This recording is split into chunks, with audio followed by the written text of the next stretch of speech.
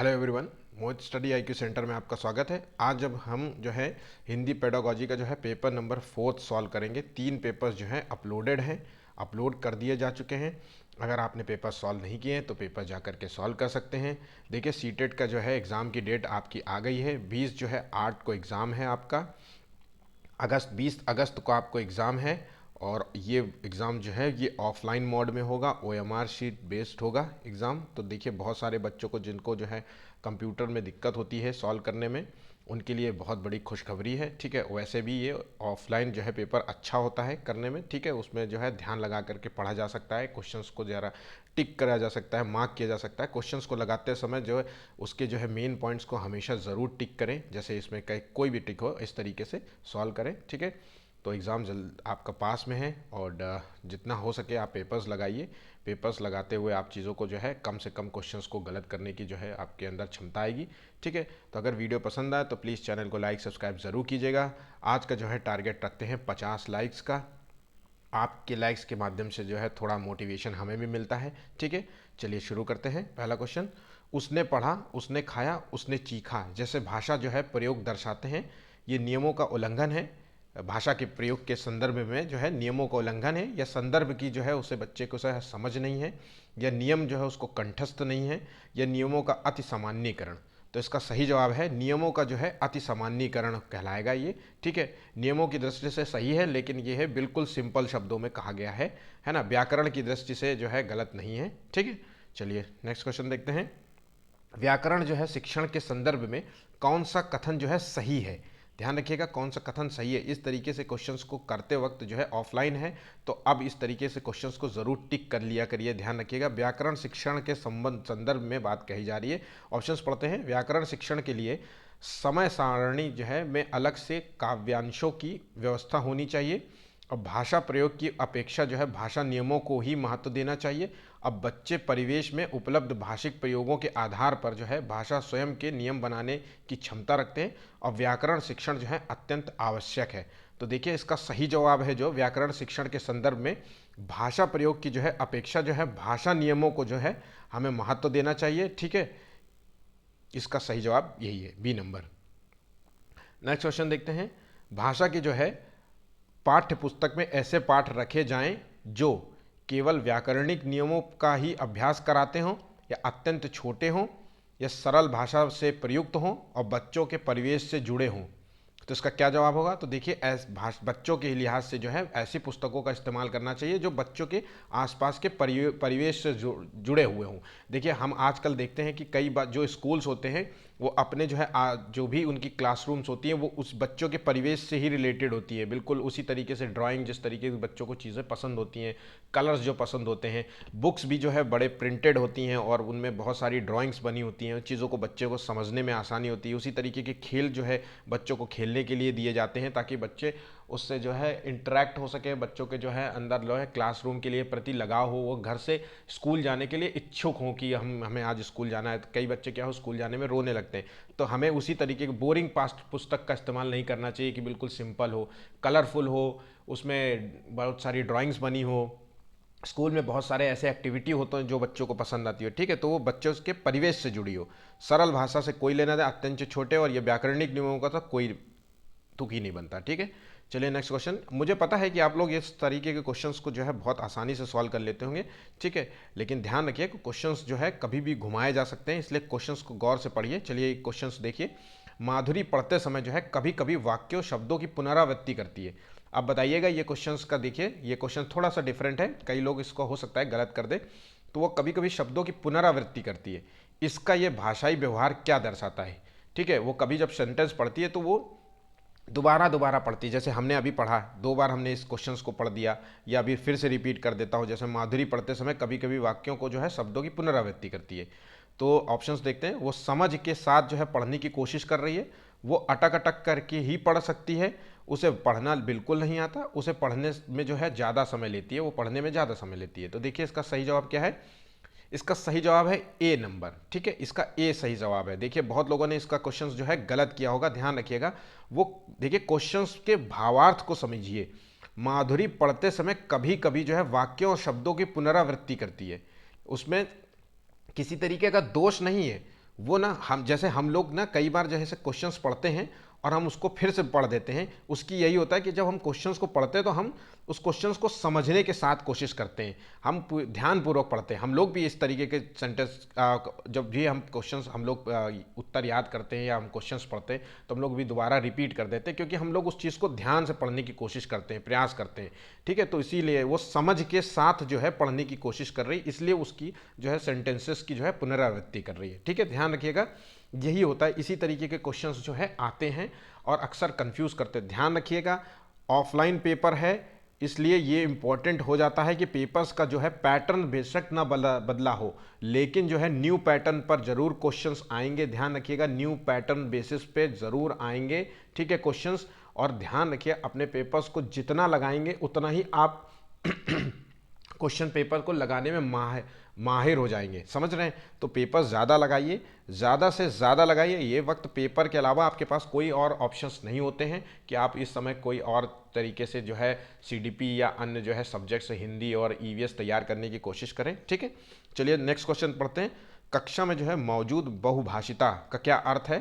तो देखिए, ऑप्शंस पढ़ते हैं। बच्चों को जो है लक्ष्य जो है भाषा सीखने के लिए हतोत्साहित करना है। देखो, हतोत्साहित करना है। और शिक्षक के लिए एक जटिल और कठोर चुनौती पेश करना है, या भाषा जो है शिक्षण में बाधक है, मतलब भाषा ही जो है टीचिंग में बाधक के रूप में कार्य कर रही है, या भाषा शिक्षण में एक संसाधन के रूप में प्रयुक्त हो सकती है। तो देखिए, बिल्कुल सही जवाब है, बहुभाषीय होता है वो एक संसाधन के रूप में हम उसका यूज कर सकते हैं एक क्लासरूम में। समझ गए? ठीक है, अब वो किस तरीके से बहुभाषी से, देखिए बच्चे जो है एक दूसरे से इंटरेक्ट करेंगे।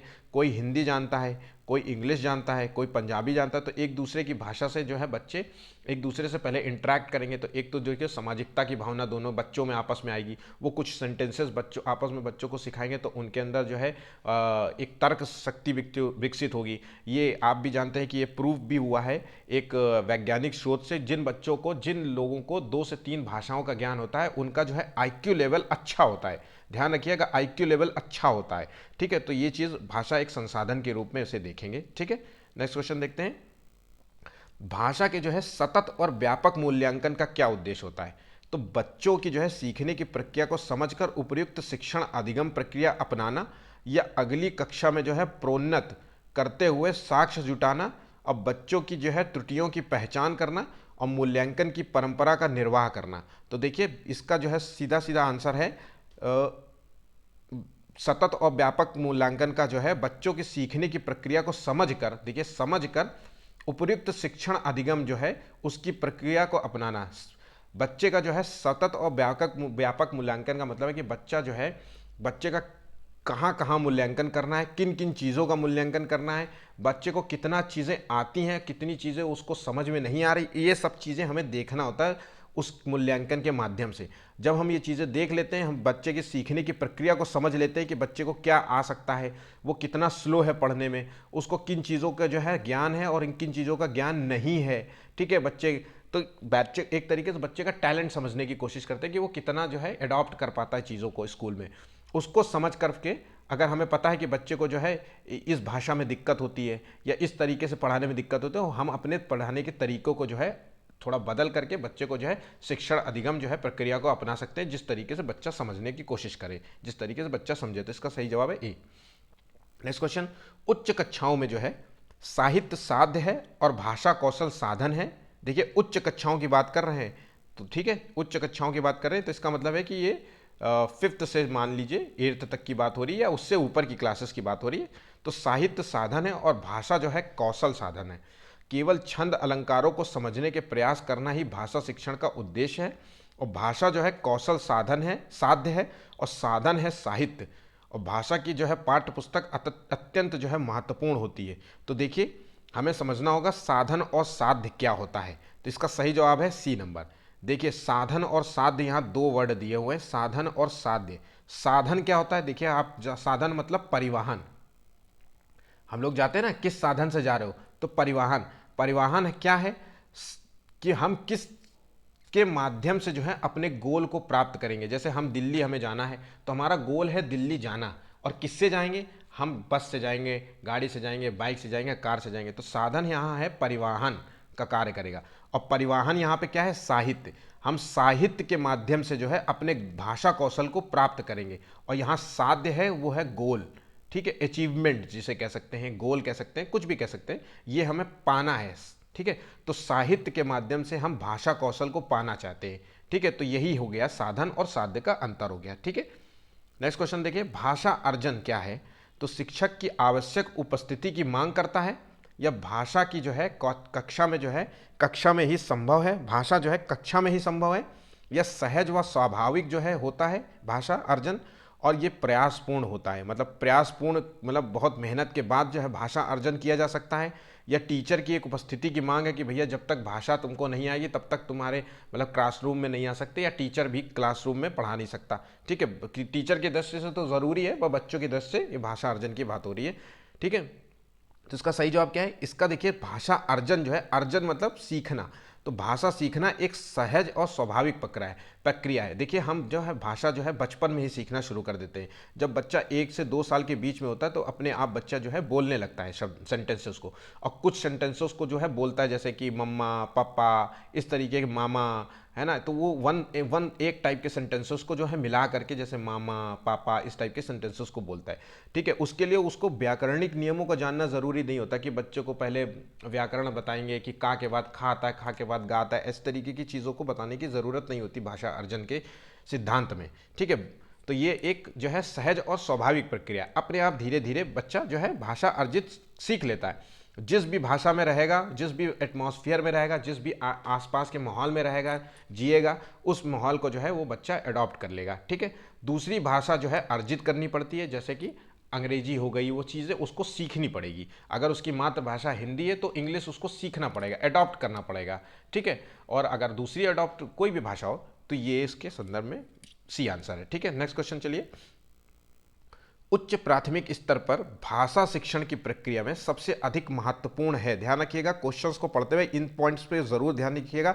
उच्च, देखिए क्वेश्चंस को जब उच्च प्राथमिक स्तर बोल रहे हैं और प्राथमिक स्तर बोले तो दोनों का जो है आंसर का लेवल जो है बदल जाएगा, ठीक है। हम एक छोटे बच्चों के नज़रिए से आंसर्स को देने की कोशिश करेंगे, और इस बार थोड़ा से बड़े नज़रिए से क्वेश्चंस को दे। उच्च प्राथमिक स्तर पर भाषा शिक्षण की प्रक्रिया में सबसे महत्वपूर्ण क्या होगा? तो चलिए पढ़ते हैं, देखें ऑप्शंस देखते हैं। पाठ्य पुस्तक में दिए गए साहित्यिक अंशों की विस्तृत व्याख्या करना, या पठन कौशल पर अधिक बल देना, या पाठों के शब्दों का अर्थ जानने के लिए शब्दकोश का प्रयोग करना, या समाचार पत्र, पत्रिकाओं या अन्य भाषिक सामग्री में कही गई बात के निहितार्थ सोच सरोकार की पहचान करना। क्वेश्चन बड़ा है लेकिन सिंपल सा आंसर है इसका, कुछ भी इसमें नहीं है। देखिए उच्च पाठ्य में पाठों के शब्दों का अर्थ जानने के लिए शब्दकोश का जो है प्रयोग करना हमारे लिए बहुत ज़रूरी है। हमारे क्लासरूम में जो है, बड़ी क्लासरूम में ज़रूरी है कि बच्चे के अंदर जो है शब्दकोश डेवलप हो, वोकैबुलरी हो। अब जब तक अगर बच्चे जो आप बड़ी क्लास में हैं और आपको वोकैबुलरी नहीं आती, आपके अंदर जो है शब्दकोश डेवलप नहीं हुआ, तो चीज़ों को जो है आपको समझने में, लिखने में और कोई भी चीज़ भाषा शिक्षण में दिक्कत होगी। तो इसलिए बहुत ज़रूरी होता है कि ये, और पठन कौशल पर जो अधिक बल देना, ये इसका लिए महत्व नहीं है। कई लोग जो है इसको बी मार्क करते हैं, ठीक है, तो ध्यान रखिएगा, बी सही जवाब नहीं है। नेक्स्ट क्वेश्चन चलिए पढ़ते हैं। उच्च प्राथमिक स्तर पर जो है भाषा की पाठ्य पुस्तक में विविध प्रकार की जो है साहित्यिक रचनाओं के समावेश का मुख्य जो है उद्देश्य क्या है? तो बच्चों को सभी प्रकार की साहित्यिक विधाओं में जो है पारंगत जो है कराना, ठीक है, और यह विभिन्न प्रकार के जो है साहित्यिक विधाओं की जो है भाषाई संरचनाओं से परिचित होने का अवसर देना, या विभिन्न साहित्यिक जो है विधाओं के प्रसिद्ध रचनाकारों से परिचित कराना, या पाठ्य पुस्तक निर्माण की परंपरा का निर्वाह करना। इसका सही जवाब देखिए क्या होगा, तो इसका सही जवाब है बी नंबर, ठीक है। विभिन्न प्रकार की जो है साहित्यिक विधाओं की जो है भाषाई संरचनाओं से परिचित होने का अवसर देना हमारा जो है मूल उद्देश्य होना चाहिए, मुख्य उद्देश्य होता है, ठीक है। नेक्स्ट क्वेश्चन देखें, रश्मि जो है अपनी कक्षा को बाहर मैदान में ले जा रही है, ठीक है, अपने क्लासरूम को जो है बाहर, पूरी बाहर लेके चली गई, मतलब ग्राउंड में ले गई या पार्क में ले गई, कहीं भी आप मान सकते हैं, और पर्यावरण पर आधारित कविता पाठ का कार्य करती है। रश्मि का क्या है उद्देश्य है? वो बच्चों को जो है रोज़मर्रा की चर्चा से कुछ अलग माहौल देना चाहती है, या बच्चों को जो है मैदान में घुमाने का अवसर देना और भाषा शिक्षण की प्रत्यक्ष विधि में शामिल कर रही है, या मैदान के जो है प्राकृतिक वातावरण के साथ संबंध जोड़ते हुए कविता को समझने का अवसर देना चाहती है, या अपने शिक्षण जो है शिक्षक प्रशिक्षण में सीखी गई जो है बातों का निर्वाह करना मूल उसका उद्देश्य है। तो देखिए इसका सही जवाब है, रश्मि का जो उद्देश्य है वो वातावरण के साथ संबंध जोड़ते हुए कविताओं को जो है समझने का अवसर प्रदान करना चाहती है। कई ऐसी जो कविताएं होती हैं जिसमें जो है पेड़ पौधों का जिक्र होता है, जीव जंतुओं का जिक्र होता है, तो हम उससे जो है बच्चों को जो है हम गार्डन में लेके जाएंगे या बाहर घुमाएंगे तो चीज़ें उसको वहाँ पे सामने देखने को मिलेगी कि देखिए ये पेड़ होता है और इसमें चिड़िया ऐसे उड़ती है, इस तरीके से डाल में बैठ जाती है, तो वो चीज़ें बच्चे देखते हैं, है ना, उन चीज़ों को समझने का प्रयास करते हैं और आसानी से समझ पाते हैं। ठीक है, नेक्स्ट क्वेश्चन देखते हैं, भाषा शिक्षण की जो है प्रत्यक्ष विधि क्या है। ध्यान रखिएगा, प्रत्यक्ष विधि, डायरेक्ट मेथड, क्या किस माध्यम से हम डायरेक्टली सीख सकते हैं। तो देखिए मातृभाषा का निरर्थक जो है हस्तक्षेप होता है। ठीक है, भाषा अर्जन की स्वाभाविक स्थिति का निर्माण होता है और अतिरिक्त जो है शिक्षण सामग्री की कोई आवश्यकता नहीं। यह भाषा की जो है विविध संरचनाओं के जो है लेखन हेतु अभ्यास पर बल दिया जाता है। तो भाषा शिक्षण की जो है डायरेक्ट जो है विधि होती है जिसके माध्यम से हम भाषा अर्जन की जो है स्वाभाविक स्थिति का निर्माण करते हैं। ठीक है, स्वाभाविक स्थिति जो जो हम चाहते हैं उस स्थिति का निर्माण करते हैं कि हम भाषा अर्जन करने की प्रक्रिया में हम क्या जो है प्रक्रियाओं को जानना चाहते हैं कि, ठीक है, तो वो डायरेक्ट विधि में आएगा। ठीक है, नेक्स्ट क्वेश्चन देखते हैं, भाषा में जो है रचनात्मक जो है आकलन का सर्वाधिक बेहतर उदाहरण है। देखिए रचनात्मक आकलन का देखिए बेहतर उदाहरण पूछ रहा है, तो बच्चे को जो है अपने खट्टे मीठे अनुभव लिखने को कहना। श्रुतलेख मतलब सुन के जो है लिखा गया हो, जैसे हमारे वेद जो होते हैं ना ये सुनी गई हैं, है ना, एक पीढ़ी से दूसरी पीढ़ी सुनी गई, फिर दूसरी पीढ़ी से तीसरी पीढ़ी, फिर एक पीढ़ी जब लिखने की लेखन शैली विकसित हुई तो लिखने लग गया। इसी तरीके से जैसे मैंने आपको कुछ बोल दिया और आपने घर जाकर के वही मेरी कही हुई बातों को लिख डाला, तो वो श्रुतलेख होता है। तीसरा जो है प्रश्नों के उत्तर लिखवाना या इकाई परीक्षा लेना, मतलब एक एक डेली जो है महीने में, 2 महीने में, 4 महीने में, त्रिमासी में जो है परीक्षाएं लेना। तो रचनात्मक आकलन का सबसे बेस्ट तरीका होता है कि बच्चे को जो है उसके अनुभव के आधार पर लिखने को बोलना। ठीक है, ये होता है बच्चे को जो है अपने खट्टे मीठे अनुभव, मतलब वो है कुछ अच्छे होंगे अनुभव, कुछ बुरे होंगे उसके अनुभव हो सकता है। ठीक है, तो उन अनुभवों को लिखने के शेयर करने के लिए बोलना कि बच्चे बेटा कल आपने क्या किया दिन भर। तो कल बच्चे क्या कल की पूरी स्टोरी लिखेंगे कि मैं स्कूल के लिए मम्मी से मैं सुबह तैयार हुआ, फिर सुबह तैयार होने के बाद फिर मेरी बस आई। इस तरीके से बच्चे ना अनुभव को ले, तो उससे बच्चों की जो है अपनी एक लेखन शैली डेवलप होगी, राइटिंग स्किल्स डेवलप होगी। ठीक है, वो बच्चे सोचेंगे कि मैंने क्या क्या चीज़ कल किया, तो रिकॉल करने की कोशिश करेंगे कि पूरा दिन मैंने किया क्या था कल, है ना, कुछ चीज़ें, कुछ नई चीज़ें बताएंगे बच्चे, है ना, एक दूसरे के जो है अनुभव देखेंगे, उसमें जब बच्चे एक दूसरे की कहानी शेयर करेंगे कि मैंने कल ये किया था, तुमने ये किया था, इस सब चीज़ों से जो है बच्चे का जो है रचनात्मक जो है बुद्धि का विकास होता है। ठीक है, नेक्स्ट क्वेश्चन देखते हैं, हिंदी भाषा के जो है प्रथम पत्र में आप किस प्रश्न को सर्वाधिक उचित मानते हैं। देखिए हिंदी भाषा के प्रथम पत्र में आप किस प्रश्न को उचित मानते हैं। तो विशेषणों के कितने और कौन से भेद होते हैं, या प्रत्ययों की परिभाषा लिखिए, या सर्वनाम में भेदों के उदाहरण और सहित स्पष्ट कीजिए, या लेखक ने पहाड़ों पर होने वाली बारिश का वर्णन एक अलग तरीके से किया है, आप बारिश संबंधी अपना अनुभव लिखिए। तो देखिए इसमें जो है प्रश्न पत्र पर आप किस प्रकार का सर्वाधिक उचित मानते हैं हिंदी। ठीक है, तो ये है बेहतर आंसर डी, लेखक ने जो है पहाड़ों पर होने वाली बारिश का वर्णन एक अलग तरीके से किया है, आप बारिश संबंधी अपना अनुभव लिखिए। ठीक है, तो ये एक बेहतरीन क्वेश्चन होगा। ठीक है, नेक्स्ट क्वेश्चन देखिए, चलिए, चोम्स्की के अनुसार जो है डैश के कारण बच्चे भाषा सीखते हैं। सीडीपी का इंपॉर्टेंट क्वेश्चन है, ध्यान रखिएगा, ये क्वेश्चन जो है बहुत इंपॉर्टेंट है, प्लीज गलत मत करिएगा। तो देखिए भाषाई समाज या भाषा अर्जन क्षमता या भाषा आकलन क्षमता या फिर व्याकरणिक नियमों की जानकारी से संबंधित है। तो चोम्स्की ने जो है भाषा अर्जन क्षमता का विकास के माध्यम से बताया है। चोम्स्की के अनुसार जो है भाषा अर्जन जो है बच्चे के जो है पहले भाषा सीखता है, फिर विचार आते हैं, उसी के माध्यम से जो है भाषा के माध्यम से बच्चे जो है अपने विचारों को स्पष्ट करते हैं। ठीक है, अच्छा, चोम्स्की के अलावा जो है पियाजे ने जो कहा था, पियाजे और चोम्स्की जो है दोनों के थॉट थोड़े अलग थे। इन्होंने भाषा अर्जन को महत्व दिया था और जो पियाजे ने जो है विचारों को महत्व दिया था। उन्होंने कहा था पहले विचार आएंगे फिर बच्चा अपने विचारों को व्यक्त करने के लिए भाषा सीखेगा। ठीक है, तो ध्यान रखिएगा, दोनों पॉइंट को याद रखिएगा, गलत मत करिएगा। भाषा शिक्षण में अनिवार्य है मानक भाषा पर बल, विशेष आवश्यकता वाले बच्चों के साथ भिन्न व्यवहार, यह समग्रतावादी दृष्टिकोण, यह वर्तनी जो है संबंधी गृह कार्य। देखिए क्या है इसका जो, तो देखिए भाषा शिक्षण में अनिवार्य है, मोस्ट इंपॉर्टेंट जो है तत्व है वो विशेष आवश्यकता वाले बच्चों के साथ भिन्न व्यवहार।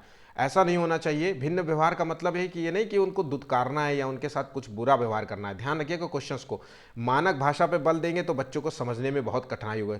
समग्रतावादी दृष्टिकोण बिल्कुल भी अपनाया नहीं जा सकता। वर्तनी संबंधी कार्य जो है, अगर हम गृह कार्य देंगे कि सामान्य को सामान्य लिखते हैं या दवाई को दवाई लिखते हैं या दवाइयाँ लिखते हैं, किस तरीके से, ये वर्तनी संबंधी शुद्ध संबंध। ठीक है, तो ये चीज़ें नहीं होते। कई लोग जैसे देखिए में लिख देते हैं और जबकि में ये होता है ना बिंदी, तो बिंदी लगाना भूल जाते हैं, तो ये वर्तनी संबंधी गलतियां होती है बच्चों को। तो देखिए विशेष आवश्यकता वाले बच्चों के साथ भिन्न व्यवहार करना कैसे, आमतौर पे ऐसे स्कूलों में जो है बच्चे,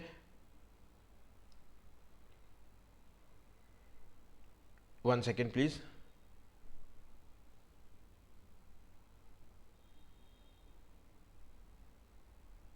इसका सही जवाब है B number, sorry C number. समग्रतावादी दृष्टिकोण जो है भाषा शिक्षण में एक अनिवार्य जो है चीज़ है। ठीक है, यहाँ भिन्न व्यवहार का मतलब है कि अलग व्यवहार करना, जबकि हम जानते हैं कि जो है विशिष्ट जो है बालक होते हैं, विशेष आवश्यकता वाले बालक होते हैं, उनके साथ भी व्यवहार सामान्य रूप से जिस तरीके से बच्चों को किया जाता है उसी तरीके का व्यवहार जो है विशिष्ट बालकों के साथ होना चाहिए। वही पाठ्यक्रम पढ़ना चाहिए जो बच्चे जो है सामान्य बालक पढ़ते हैं, लेकिन कुछ जो है उनके लिए विशेष जो है तकनीकी चीज़ों का इस्तेमाल, जैसे कि दृष्टिबाधित बच्चे तो उनके लिए जो है ब्रेल लिपि जैसी जो है व्यवस्थाएं होनी चाहिए, उस तरीके की किताबें होनी चाहिए। उनके लिए जो है ऑडियो जो है वीडियो क्लिप के लिए जो है टीवी मुहैया होनी चाहिए कि सामने हो कि बच्चे अगर थोड़ा सा ऑडियो वीडियो क्लास देखना चाहे तो बच्चों को दिखाया जा सके। ठीक है, तो यहाँ पे आंसर जो है सी नंबर है। यहाँ कन्फ्यूज़न इसलिए हो गया कि ये मार्किंग जरा गलत है, यहाँ पे 3 है। ठीक है, तो ये सही जवाब है, यहाँ पे सी नंबर है। समग्रतावादी दृष्टिकोण से ही भाषा जो है, समग्र मतलब भाषा शिक्षण में बहुत सारी चीज़ें होती हैं और वो दृष्टिकोण होना ज़रूरी। ऐसा नहीं है कि सिर्फ केवल भाषा, जब आप भाषा सीख रहे हैं तो एक ही दृष्टिकोण के आधार पे नहीं सीखना है, उसमें बहुत सारे नियमों को जानकारी होती है, बहुत सारे जो है व्याकरणिक नियम होते हैं, शुद्ध वर्तनी का प्रयोग होता है। तो ये सारी चीज़ों समग्रतावादी दृष्टिकोण के माध्यम से फिर हमें पूरा ब्रॉड लेवल पे आंसर देना है। ठीक है, तो ये ध्यान रखिएगा, थोड़ा सा कंफ्यूजन हो गया था क्वेश्चन। ठीक है, चलिए नेक्स्ट क्वेश्चन ध्यान से पढ़िएगा। कभी भी क्वेश्चंस पढ़ते वक्त, समझते वक्त जो है गलतियां हो जाती हैं, ध्यान रखिएगा। आप लोग भी ऐसी गलतियां बिल्कुल भी ना करिएगा। विशेष आवश्यकता वाले जो है बच्चों की जो है भाषा का आकलन करते समय, देखिए विशेष आवश्यकता वाले बच्चों का जो हम भाषा का आकलन करते समय क्या करना चाहिए, उन्हें प्रश्न संख्या में विशेष छूट देनी चाहिए या उन्हें अधिक अंक देने का प्रयास करना चाहिए। देखिए अधिक अंक, उनकी क्षमता और सीमाओं का ध्यान रखना चाहिए या उन्हें इसके जो है प्रतिभा जो है, इसका ऑप्शंस भी नहीं प्रिंटेड है। ठीक है, चलिए कोई बात नहीं, इसका आंसर हमें मिल चुका है।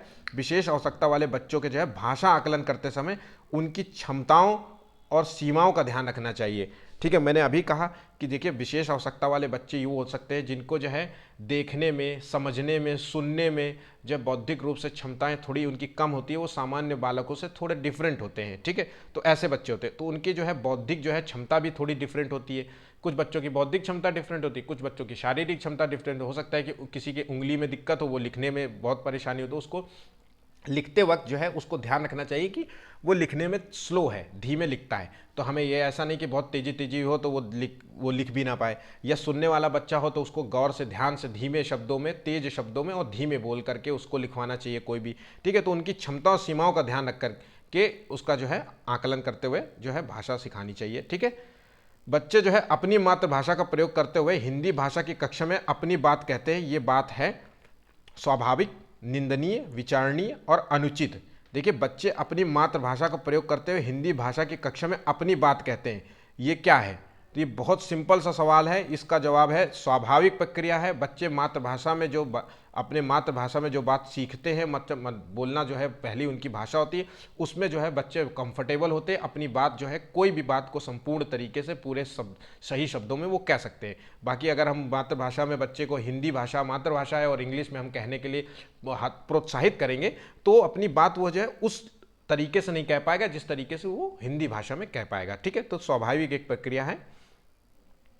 बहुभाषिता जो है हमारी पहचान भी है और हमारा अंग भी है। ये किस चीज़ का है? तो बहुभाषिता का मतलब है बहुभाषी जहाँ एक से अधिक भाषा बोली जाती हो। तो सभ्यता और संस्कृति की पहचान है, यह सभ्यता जो है साहित्य की पहचान है, या संस्कृति साहित्य की पहचान है, या देखिए संस्कृति की केवल पहचान है। तो देखिए इसका सही जवाब क्या है? तो देखिए इसका सही जवाब बहुभाषिता जो है वो सभ्यता की पहचान है और संस्कृति की पहचान है। देखिए यूपी में जो है हिंदी बोली जाती है, ठीक है, ये हिंदी बोली जाती है, और पंजाबी जो है पंजाबी जो है पंजाब में बोली जाती है, हरियाणवी जो है हरियाणा में बोली जाती है, ठीक है, साउथ में जो है डिफरेंट भाषाएं बोली जाती है, तमिल बोली जाती है, ठीक है, कन्नड़ बोली जाती है। तो ये हमारी संस्कृति और सभ्यता सभी की पहचान हो सकती है। ठीक है, नेक्स्ट क्वेश्चन चलिए। प्राथमिक स्तर की जो है पाठ्य पुस्तकों में जो है कार्टून, भाषण, विज्ञापन आदि जो है बच्चों के क्षमता विकास में जो है सहायक होते हैं। क्षमता भाषा क्षमता विकास में है सहायक है। तो क्या है? सहायक, बाधक, निरर्थक, अनुपयोगी। इसका आंसर भी मैंने बता दिया, ये सहायक होते हैं। ठीक है, ध्यान रखिएगा, बहुत सिंपल सा था। 5वीं कक्षा के जो है सुहानी पांचों किन्हें आंखें दोनों आदि शब्द लिखती है। आप सुहानी के लेखन क्षमता के बारे में आप क्या कहेंगे? देखिए इस क्वेश्चंस को गौर से पढ़िएगा। ये कुछ क्वेश्चंस जो है इसमें देखिए रिपीट क्वेश्चंस मैं नहीं करता हूँ। कोशिश रहती है कि मैं आपको नए से नए क्वेश्चंस जो है आप तक पहुँचाऊँ पेपर कराते वक्त, और मैं बहुत कोशिश रहती है कि मैं कुछ क्वेश्चंस जो है प्रीवियस ईयर के हों, तो कुछ क्वेश्चंस जो है मॉडल पेपर के हों, जो नए क्वेश्चंस हो, जो अभी तक आए ना हो। ठीक है, तो उन्हीं में से एक क्वेश्चंस ये है। देखिए ध्यान रखिए, क्वेश्चंस को पढ़ते वक्त ध्यान रखिए कि क्या चीज़ कह रहा है। ये क्वेश्चंस जो है मैंने जब बहुत सारे बच्चे जो है कोचिंग जो है ऑफलाइन क्लासेस में ये क्वेश्चंस गलत कर देते हैं, तो ध्यान रखिए, देखिए पढ़िए वो क्या है। ठीक है, तो वो अनुनासिक जो है चिन्हों का प्रयोग बिल्कुल नहीं जानती, वो अनुनासिक चिन्ह के प्रयोग के लिए प्रति जो है सजग है, वो अनुनासिक चिन्ह के प्रयोग के लिए प्रति लापरवाह है, या अनुनासिक चिन्ह के नियम का अति जो है सामान्यीकरण करती है। तो देखिए इसका सही जवाब क्या है?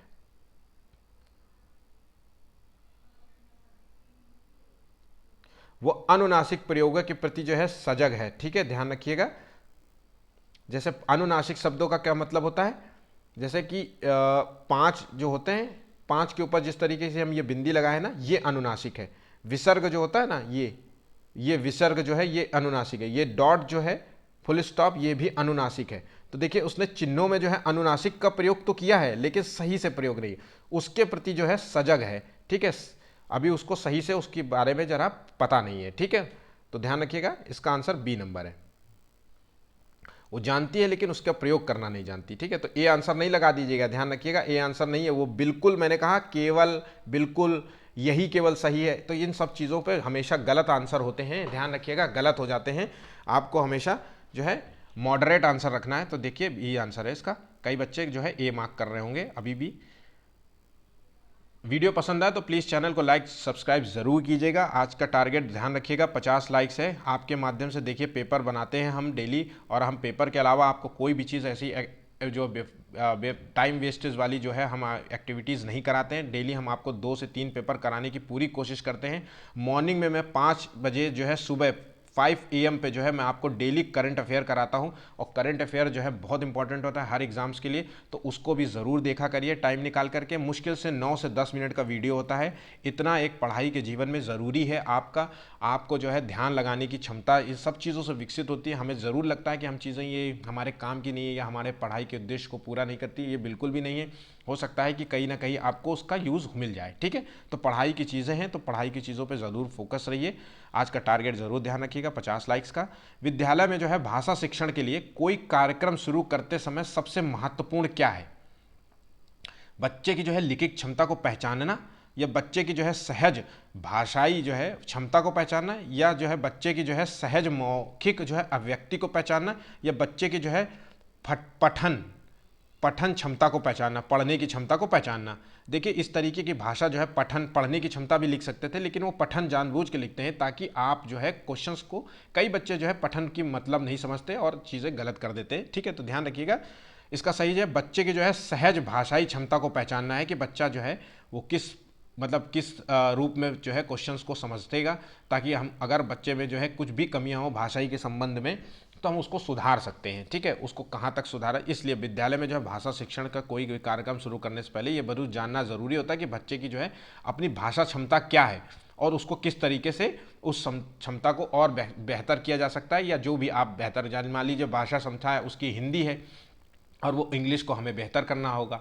ठीक है, हमारी जो है हम इंग्लिश के लिए कोई कार्यक्रम चलाते हैं तो हमें समझना होगा कि बच्चा जो है हिंदी में पकड़ कितनी है और इंग्लिश में उसकी पकड़ कितनी है, मतलब इन द सेंस कि वो कितना कैच कर सकता है शब्दों को। ठीक है, तो चीज़ों को ये ज़रूर जानना बहुत ज़रूरी है। ऐसा नहीं कि पढ़ाना बस कार्यक्रम शुरू कर दिया और पढ़ाना शुरू कर दिया, बच्चा एडॉप्ट कर पा रहा है, चीज़ों को समझ पा रहा है या नहीं समझ पा रहा है, उसको कितना नॉलेज हो रहा है, वो चीज़ें बस ये नहीं ध्यान रखना चाहिए, ऐसा कि नहीं होना चाहिए।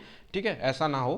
ठीक, कई बार जो है बच्चे जब स्कूल जाते हैं आते हैं तो 2 या 3 भाषाओं को और बोलने की क्षमता से लैस होते हैं। ठीक है, ये बहुभाषी जो है भाषा, मैंने अभी आपको कुछ टाइम पहले बताया, बहुभाषी क्षमता का विकास करना बहुत ज़रूरी होता है। एक रिपोर्ट के एक मतलब सर्वे के मुताबिक जो है जिन बच्चों में जो है बहुभाषी क्षमता का होता है, मतलब जो बच्चे जो है एक से लैंग्वेज ज़्यादा जानते हैं, जैसे हिंदी के अलावा जो है इंग्लिश बोलना जानते हैं, उनकी जो है आईक्यू क्षमता भी अच्छी होती है, तर्क शक्ति अच्छी होती है, विचारिक क्षमता अच्छी होती है। तो ठीक है, 2 भाषाएं जो हैं जानता है बच्चा है, 2 भाषाएं और को बोलने की जो है क्षमता से लैस होता है, तो उसे पढ़ने, रखने, रहने और लिखने, समझने, ये किस चीज़ से लैस होता है। ठीक है, तो ये देखिए बच्चा जो है 2 भाषा समझ रहा है, इसका मतलब वो समझने की क्षमता से जो है, ठीक है, वो लैस होता है। ठीक है, वो समझ सकता है, अभी उसको लिखना, समझना, पढ़ना नहीं आता, लेकिन वो समझना आता है उसको। जैसे हम लोग कई लोग होते हैं जिनको हिंदी तो आती है, इंग्लिश आती नहीं, लेकिन वो समझ लेते हैं, वो लिखना भी जानते हैं। ठीक है, लेकिन पढ़ना नहीं जानते। लिखना जानते हैं इन द सेंस कि वो कई वर्ड्स जो हैं उनकी गलत लिखेंगे, लेकिन बहुत हद तक जानते हैं, लेकिन समझना वो पूर्ण रूप से समझ जाते हैं। कई लोग जो है कहते हैं नहीं, इंग्लिश का पेपर दे देंगे लेकिन मैं बोल नहीं पाऊंगा, कम्युनिकेट करने में मुझे दिक्कत होती है। ठीक है, चलिए नेक्स्ट क्वेश्चन। किसी विषय को जो है सीखने का मतलब है उसकी जो है उसकी को सीखना और उसी की को सीखना है। क्या क्वेश्चन है ये? किसी विषय को सीखने का मतलब है, ठीक है, अवधारणाओं और विषय वस्तु को सीखना, या अवधारणाओं और शब्दावली को अच्छा उसकी डैश को सीखना, या उसकी डैश को जो है सीखना। ठीक है, तो ध्यान रखिए, उसकी अवधारणाओं या विषय वस्तु को सीखना, या उसकी अवधारणाओं शब्दावलियों को सीखना, या उसकी पहले शब्दावलियों को सीखना फिर विषय को सीखना, और विषय वस्तु को सीखना, या उपयोगी चीज उसकी जो है उपयोगिता को सीखना। तो क्या जवाब है इसका? सही आंसर है, इसका सही जो आंसर है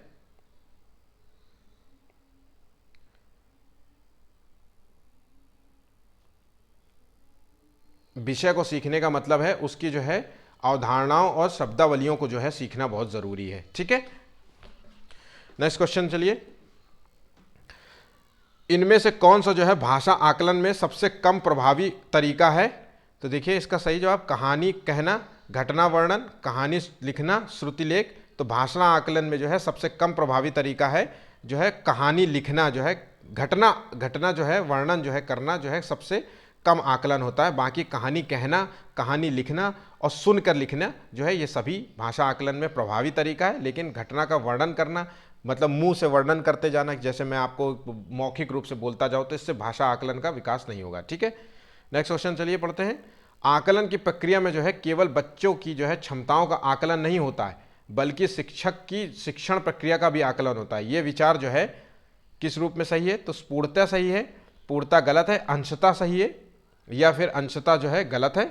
ठीक है, निराधार है मतलब पूरी तरीके से गलत है। तो देखिए आकलन की प्रक्रिया में केवल बच्चों की क्षमताओं का आकलन नहीं होता, हम उसके जो है शिक्षण की प्रक्रिया का भी आकलन करते हैं कि वो कितना चीज़ों को, ये नहीं कि भाषा का आकलन कर रहे हैं, हम संपूर्ण आकलन करने की कोशिश, तो वो हम पूर्णतः ये सही है विचार, ध्यान रखिएगा।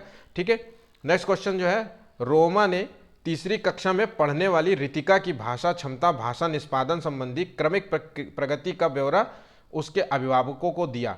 रोमा ने डैश के आधार पर यह जानकारी दी है। किस आधार पर जानकारी दी है? अवलोकन के आधार पर, पोर्टफोलियो, जांच सूची, लिखित परीक्षा के आधार पर।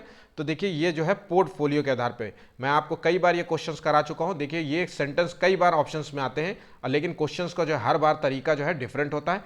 पोर्टफोलियो मतलब होता है एक बच्चे का जो है रिपोर्ट कार्ड तैयार करना, एक तरीके से सिंपल शब्दों में समझते हैं, रिपोर्ट कार्ड तैयार करना। रिपोर्ट कार्ड में जो है बच्चे का जो है सही गलत जो है बच्चा क्या अच्छा है, किस चीज़ों में उसको बच्चे को समझ नहीं आता, किन चीज़ों में वो बच्चा शैतान है, किन चीज़ों में वो गुड बॉय है, इस सारी चीज़ें उसमें तैयार की जाती है।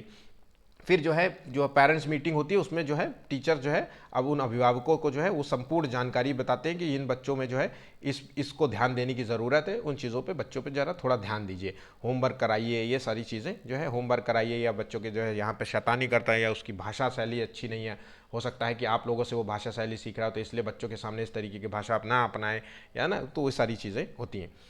पहली कक्षा में भी लिखने के अंतर्गत आता है, पहली कक्षा में भी लिखना के अंतर्गत आता है वाक्य लिखना, शब्द लिखना, अक्षर बनाना और चित्र बनाना।